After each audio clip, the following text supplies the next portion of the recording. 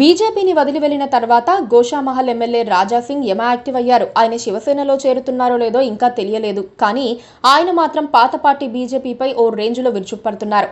BJP MIM ములాఖాత్ అయినట్లుగా ఆయన ఆరోపణలు సంధిస్తున్నారు.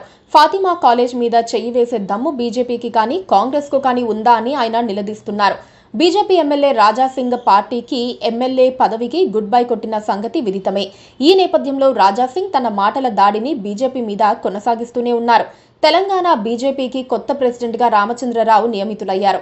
అదే సమయంలో తనను అధ్యక్ష ఎన్నికల్లో పోటీ చేసేందుకు అవకాశం ఇవ్వలేదని చెబుతూ గోషామహల్ బీజేపీ ఎమ్మెల్యే రాజాసింగ్ పార్టీకి ఎమ్మెల్యే పదవికి గుడ్ బై కొట్టిన సంగతి విదితమే. ఆయన కొత్త ప్రెసిడెంట్కు ఒక గట్టి సవాల్ విసిరారు. చెరువుని ఆక్రమించి నిర్మించిన ఫాతిమా కాలేజీని కూల్చేందుకు మీరు సిద్ధమా అని ప్రశ్నించారు. మజ్లీస్ వారికి చెందిన ఈ కాలేజ్ విషయంలో అధికార కాంగ్రెస్ మెత్తగా వ్యవహరిస్తోందని రాజాసింగ్ ఆరోపించారు. మజ్లీస్ తమకు దోస్తీగా ఉందన్న కారణంతోనే ఇలా చేస్తున్నారు అని అన్నారు. దురాక్రమణలు కూల్చివేయాలని ఏర్పాటు చేసిన హైడ్రా అనేక కట్టడాలు, భారీ భవనాలను కూల్చివేసింది. కానీ ఫాతిమా కాలేజ్ జోలికి పోవటం లేదని ఆయన ఆరోపించారు. ఎందుకంటే అది మజ్లీస్ కి చెందిందే కావటమని ఆయన అంటున్నారు. దానికి హైడ్రా కమిషనర్ రంగనాథ్ చెబుతోన్న కారణాలు ఏంటి అంటే పేద విద్యార్థులు అక్కడ చదువుకుంటున్నారని, అందువల్ల దానిని కూలిస్తే పేదలు నష్టపోతారని, మరి అక్రమ కట్టడాలు అని హైడ్రా ఇప్పటిదాకా కూల్చేసిన అనేక కట్టడాల వల్ల పేదల నివాసాలు, ఇల్లు కూల్చివేత వల్ల ఎంతో మంది పేదలు ఇబ్బంది పడ్డారని గుర్తులేదా అని ప్రశ్నించారు. మూసీ నది సుందరీకరణ పేరుతో కూడా అక్కడ పేదల ఇళ్లను కూల్చేసేందుకు రెడీ అయిన హైడ్రాకు ఫాతిమా కాలేజ్ విషయంలోనే పేదలు గుర్తుకొచ్చారా అని ప్రశ్నించారు.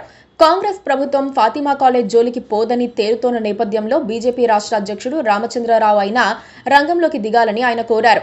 ఆయన మంచి న్యాయవాది అని అన్నారు. పైగా తాను బీజేపీ అధ్యక్షుడిగా డమ్మీని కాదని పవర్ఫుల్ అని చెబుతున్నారని గుర్తు చేశారు.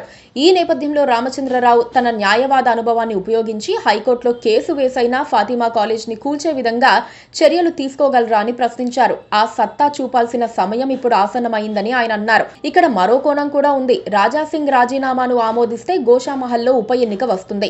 అప్పుడు ఆయనే మళ్లీ ఇండిపెండెంట్ గా పోటీ చేసి గెలిస్తే మజ్లీస్ తో నేరుగా ఢీకొని బీజేపీని కూడా ఇరకాటంలో పెట్టే అవకాశం ఉంది.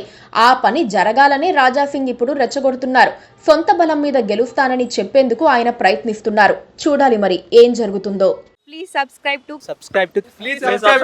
subscribe to KTV Telugu. KTV Telugu. KTV Telugu channel.